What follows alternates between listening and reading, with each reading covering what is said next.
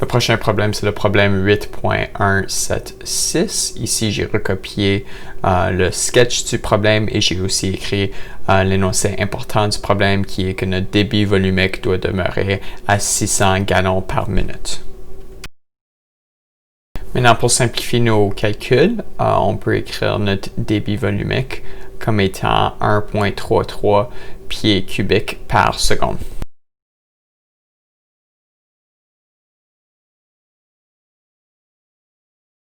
Sachant le débit volumique, on peut maintenant trouver notre vitesse du fluide en moyenne à travers du système de pipe, en assumant ici que nos pipes ont la même aire.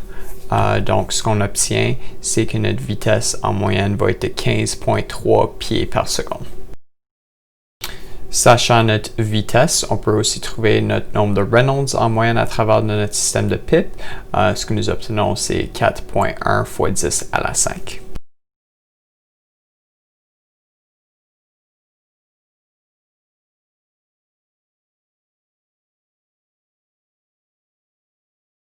Prochaine chose à faire, c'est à écrire notre équation de Bernoulli en considérant nos pertes mineures et nos pertes majeures du système.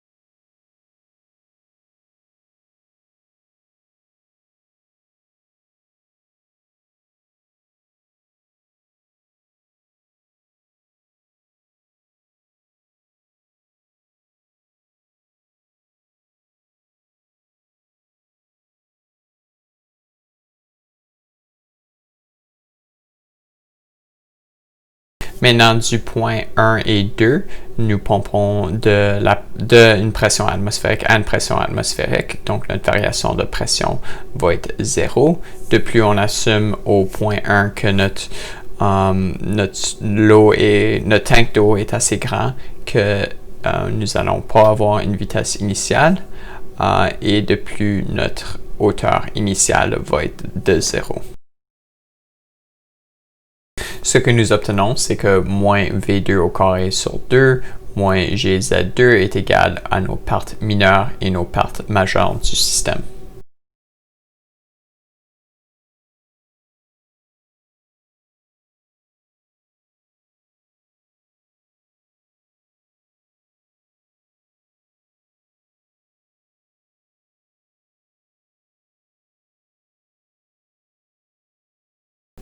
Maintenant, le travail mis par la pompe peut être vu comme une perte négative. Donc, on peut écrire notre expression comme étant le travail mis dans la pompe est égal à notre vitesse de sortie au carré divisé par 2 plus GZ2 plus nos pertes mineures et nos pertes majeures. Maintenant, ici, j'ai réécrit notre expression pour nos pertes en factorisant notre vitesse moyenne V au carré. Entre parenthèses, ce que nous avons, c'est notre coefficient de friction fois la longueur de la pipe divisé par le diamètre, plus toutes nos autres pertes majeures, plus K nos pertes mineures.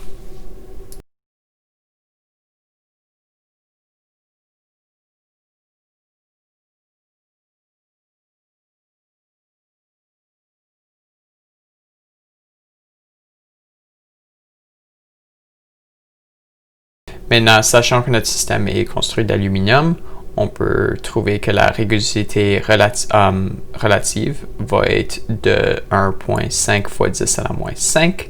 Encore en utilisant notre nombre de Reynolds qu'on a calculé au début du problème, nous sachons que notre coefficient de friction va être égal à 0.0135.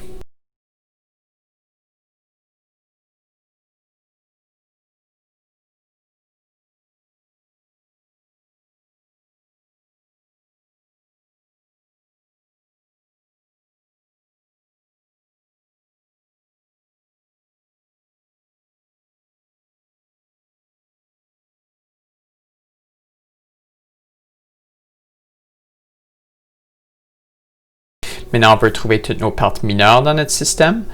Donc, ce que nous avons, c'est notre cas de notre réentrant plus le cas de tous les joints dans le système.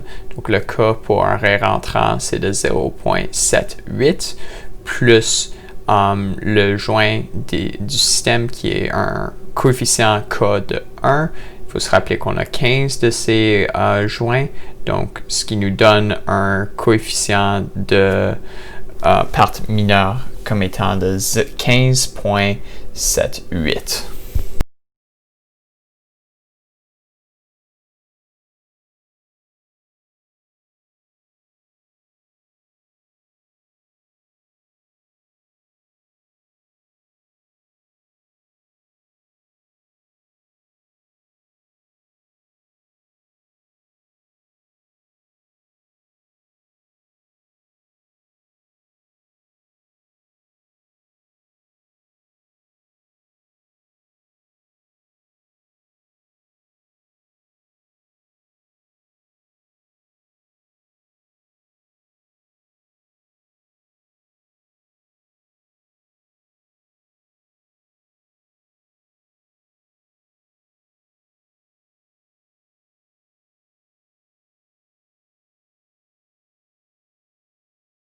Maintenant, pour les pertes majeures du système, ce que nous avons, c'est notre globe valve plus un tournant à 90 degrés avant la pompe et ensuite deux tournants à 45 degrés, un juste après la pompe et un autre juste avant la sortie.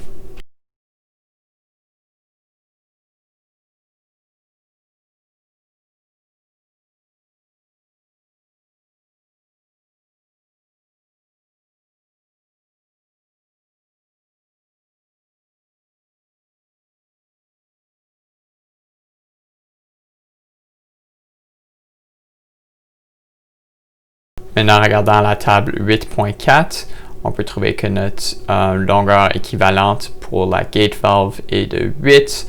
Pour notre joint à 90 degrés, on est à 30 et nos deux joints à 45 degrés, notre longueur équivalente est de 16. On peut mettre tout cela ensemble et ce que nous obtenons, c'est que nos pertes majeures vont être de 0,945.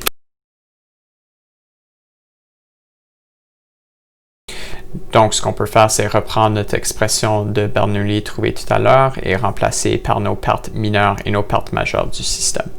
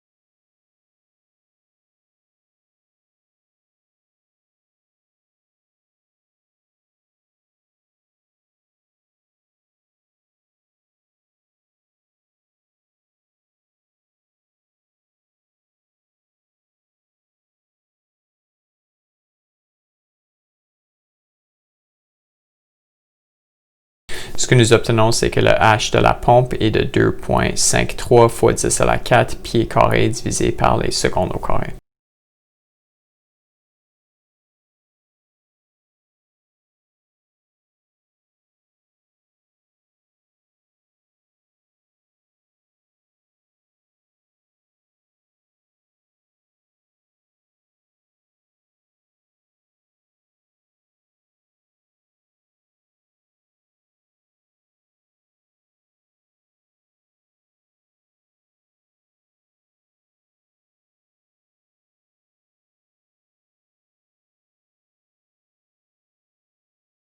Il faut se rappeler que nous avons seulement une efficacité de 70% de la pompe. Cela veut dire qu'il va falloir mettre plus de travail dans la pompe. On peut calculer ce travail comme étant le travail fois le débit massique fois le H de la pompe divisé par notre efficacité qui est de 0,7.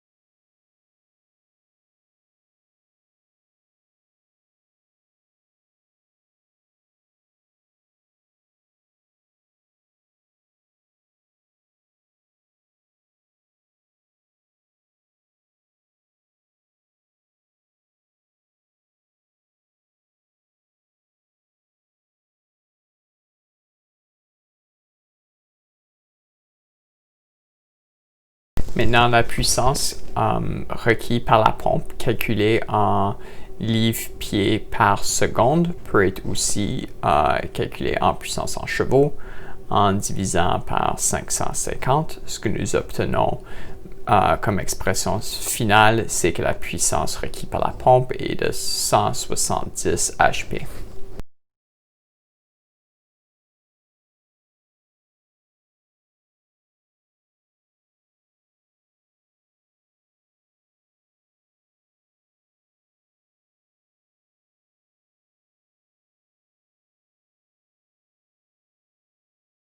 Maintenant, la deuxième partie de la question, c'était de trouver la pression après la pompe. Donc, ce qu'on va faire ici encore, c'est que je vais prendre l'expression de Bernoulli, sauf que je vais simplifier beaucoup des termes. Donc, ici, ce que nous avons entre la pompe, c'est la pression au point 1 et la pression au point 3. Je vais assumer que la variation en vitesse va être négligeable, aussi la variation de la hauteur. De plus, j'assume aussi que je ne vais pas avoir de perte entre le point 1 et le point 3. Et tout ce que nous avons, c'est que la variation de la pression va être égale au pouvoir soumis par la pompe.